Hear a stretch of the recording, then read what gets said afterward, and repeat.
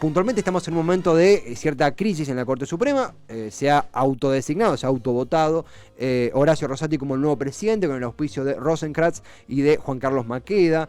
En algún momento se especuló con la ampliación de la Corte, con incluso en los lados más extremistas, quizá una posibilidad de juicio político a la Corte. Eso no parece que va a suceder hoy en día. La Corte Suprema de Justicia concentra un importante poder. Lo cierto es que, viendo el antecedente, hace muy poquitos años, acá en Argentina tomó lugar un proceso de destitución de la Corte con muchísimo apoyo y que desbarató la Corte adicta, la mayoría automática que le permitió a Carlos Menem hacer lo que se le cantó en sus 10 años como presidente. Una Corte diseñada por Carlos Menem que hasta el 2004 estuvo en funciones.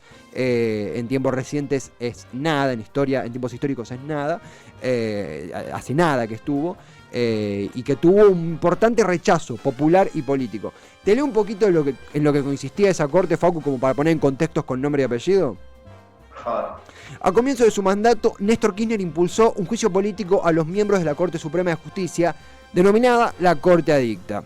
Durante la presidencia de Carlos Menem se conoció bajo el nombre de mayoría automática o Corte Adicta a un grupo de magistrados que integraban la Corte Suprema de Justicia de la Nación Argentina, debido a que parte de la prensa afirmaba que siempre fallaban a favor de los intereses del gobierno.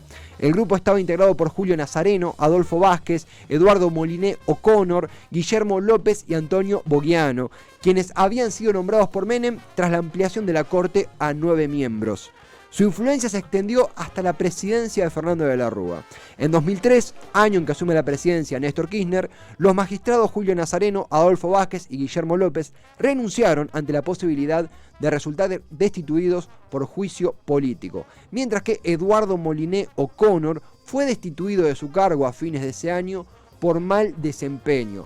Vale la aclaración, el juicio político, que estaba en ciernes, no se llega a realizar en su totalidad, a la totalidad de los miembros. Sí, al caso de Moliné O'Connor, no hacía Nazareno, no hacía López, no hacía Vázquez, que renuncian ante la inminente posibilidad de que una mayoría legislativa, no Kirchner por decreto, lo cual no podría hacerlo, sino una mayoría legislativa transversal partidariamente apoyará la destitución de una corte que era símbolo del menemato. Frase medio documental, pero es el mundo en que nacimos nosotros también. En el año 97 esta corte aún estaba en ciernes y le quedaban 5 años más en el tintero, 6 años más en el tintero. Y es una historia que no se conoce tanto a veces. Viste que no se nombra tanto el juicio político a la Corte Suprema en los tiempos de Kirchner. No. De hecho, ahora con esta nueva situación de la Corte Suprema, reflota el apoyo que tuvo esa modificación de Néstor en su momento. Desde todo el arco político, ¿no? Una modificación de la Corte que contó con muchísimo apoyo político y que hoy en día sigue viéndose como una instancia de superación de diferentes miradas partidarias. Algo que también comentaba, acá tuvimos una nota hace muy poco tiempo con Adrián Murano, el periodista, es la ausencia o la no aparición aún, sacando el 2x1, de un apoyo popular, de un apoyo concatenado socialmente ante una posibilidad de reforma de la Corte Suprema. Algo que, si vos escuchás las propuestas de reformas de, no sé, Rodolfo Tailade, por decir alguien del Frente de Todos, que propone la Corte Suprema, es completamente entendible. Es algo que se habla de ampliar a los miembros, de la cantidad de miembros de 5 a 9, y que haya representación de las diferentes corrientes sociales. Acá ya estamos en comunicación. Vos, Facu, me copias bien, ¿verdad? Perfecto. Estamos en comunicación con alguien que fue senador durante aquella época de las votaciones para juicio político de miembros de la Corte, en el génesis del gobierno de Néstor Kirchner. Hoy es jefe de gabinete de la municipalidad de la ciudad de Ushuaia y nos referimos a su periodo como senador nacional entre 2001 y 2007. Nos está escuchando Mario Daniele. Mario, acá Esteban, Facundo, ¿cómo te va? Bienvenido. ¿Qué tal? Un gusto saludarlos. Lo mismo. Muchísimas gracias. Bueno, me hacen recordar un poco de melancolía del paso por el Senado, que ha sido muy lindo, y bueno, que me tocó llegar en el 2001 cuando lamentablemente el gobierno de la Rúa termina como termina, y bueno, me tocó toda la etapa de los cambios de los presidentes, claro. Y bueno, de un momento muy duro de la Argentina, ¿no? Total, sí, esa legislativa que antecedió a los 5 presidentes en una semana, y mismo apenas sucede eso, la asunción de Kirchner y el juicio político a la Corte Suprema. Nosotros, valga el caso, éramos muy chicos quienes te hablan, no tenemos casi noción de ese tiempo. ¿Qué nos podés contar de lo que fue desde las entrañas del Senado, desde puertas adentro del Senado, el proceso, la cohesión, la construcción del juicio político a miembros de la Corte Adicta? ¿Cómo recordás esa época? Bueno, primero creo que lo tengo que distinguir. Hoy estaba mirando el video de Néstor Kirchner cuando propone, ¿no? Ya hace aviso a la comunidad de que esto podía suceder. Y bueno, ahí se veía un hombre realmente con todas las convicciones para no pasar desapercibido en la historia de Argentina, ¿no? De que los cambios profundos se generan donde se tienen que generar. En aquellos que están en un lugar de poder, que nunca participan de ninguna elección, que obviamente son responsabilidad de la política, al cual me hago la autocrítica, aquellos que llegan a ocupar esos cargos, y que después sin tener que rendirle cuenta a nadie, ni siquiera a la comunidad, que están muy lejos de cualquier ciudadano a pie, toman medidas arbitrarias, de las peores, ¿no? Y aquel juicio de la Corte se demostró en ese juicio político que se hizo de manera institucional y cumpliendo todos los pasos de la Constitución, con la Cámara acusadora que fue la Cámara de Diputados, con los números necesarios y superando los 2/3 en el Senado para la destitución. En el caso de Melanie O'Connor, que el Senado superó la cantidad de 2/3, y muchos que obviamente se veían venir esta situación y optaron por renunciar antes, ni siquiera tuvieron la valentía de llegar al Senado a defender sus propias posturas, ¿no? Claro. Evidentemente había muchas cosas que habían ocurrido en la Argentina, ¿no? Como el contrabando de autos de los Macri, que venían por Palmira, donde, bueno, la justicia estaba realmente ciega en ese momento y pasaban esas cosas, y como también en el caso de Entel y compañías telefónicas, que hubo sobrefacturación de $480 millones sin ningún tipo de justificación, y que no pudieron defender una sola acusación, tanto en la Cámara de Diputados como en el Senado. Yo estaba realmente en un momento histórico, en un momento que sabía que en la Argentina no iban a pasar muchas veces, y bueno, lo asumí con absoluta responsabilidad. En ese momento se tomó la decisión, y creo, bueno, que marcó un hecho trascendente en la Argentina. Después, bueno, termina todo, el ciudadano a pie a veces no tiene por qué conocer en profundidad, porque tiene que ocuparse de vivir y de mantener a sus hijos y a su familia. Termina Macri y después metiéndote 2 tipos por decreto. Claro. No, una cosa que ni siquiera ningún gobierno se le había ocurrido, y bueno, y que lamentablemente los que hablan de la defensa de la República hacían estas atrocidades tan tremendas como meter 2 miembros en la Corte por la ventana por decreto para que defendieran los intereses de sus propias empresas, de sus intereses personales, de darle impunidad para hacer todo lo que hicieron, inclusive tuvieron el tupé de dejar a los familiares fuera de cuando se aprobó la ley del blanqueo. No, sí. Es un panorama que se extiende hasta hoy. Facu, vos acá tenías una pregunta. Sí, ¿qué tal, Mario? Gracias por este ratito. Quería preguntarte, teniendo en tu haber ese precedente histórico del cual estabas hablando, ¿cómo ves actualmente la composición de la Corte, el funcionamiento de la Corte? Y también preguntarte si ves posible una reforma. Vos bien decías que quizás el ciudadano de pie se aleja por la vorágine de su vida cotidiana de estos temas, y parecería ser que hoy en la agenda pública no hay mucho lugar para una reforma que parecería ser necesaria. ¿Cuál es tu visión al respecto?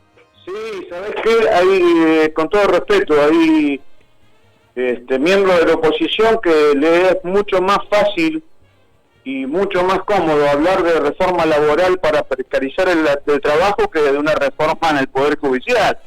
Porque total, jodemos a la gente, ¿no? Sí. Al tipo que labura, le sacamos los derechos que le otorgó el peronismo y el general Perón. Entonces, en lugar de nadie quiere hablar de esta corte que está atada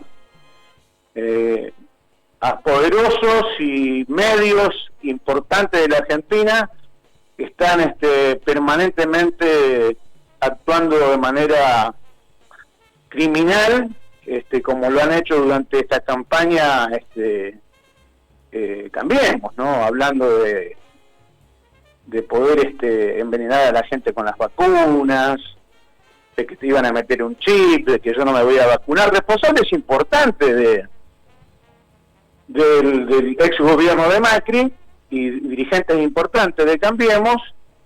Bueno, algunos se atrevieron a decir que las Malvinas no son argentinas.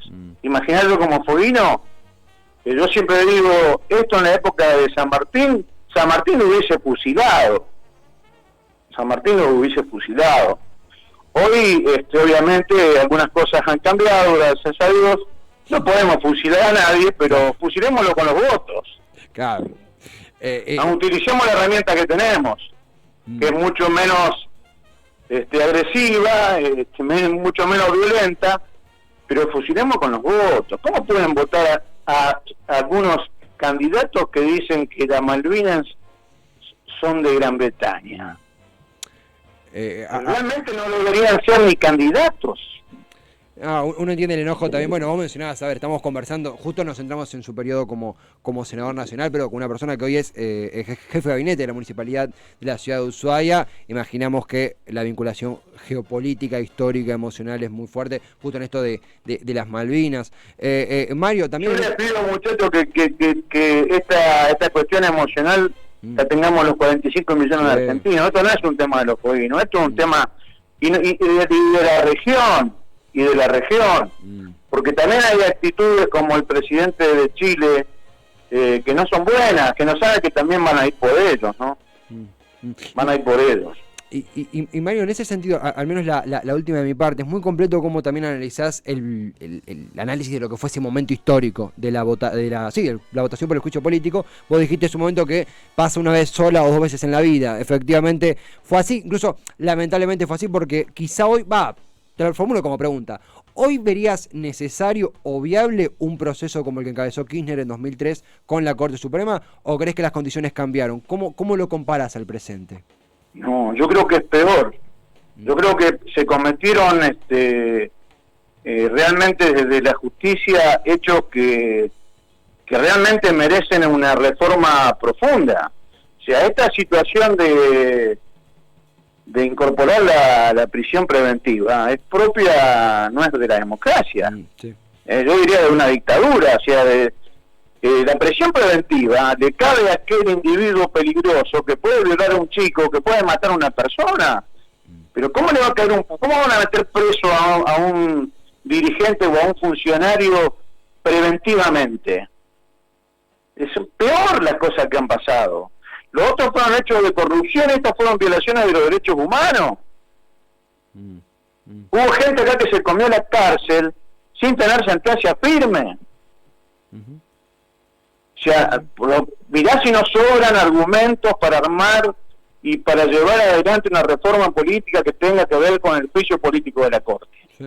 Lo que ha hecho Bonadío, la muerte no mejora a nadie, ¿no? El tipo que fue malo vivo es malo muerto. Este hombre se encargó con una retroexcavadora, prácticamente saqueó toda la provincia de Santa Cruz, una vergüenza, diciendo que iba a encontrar 2 PBI. La casa de la expresidenta en la calle Uruguay la destrozaron el allanamiento, no encontraron nada.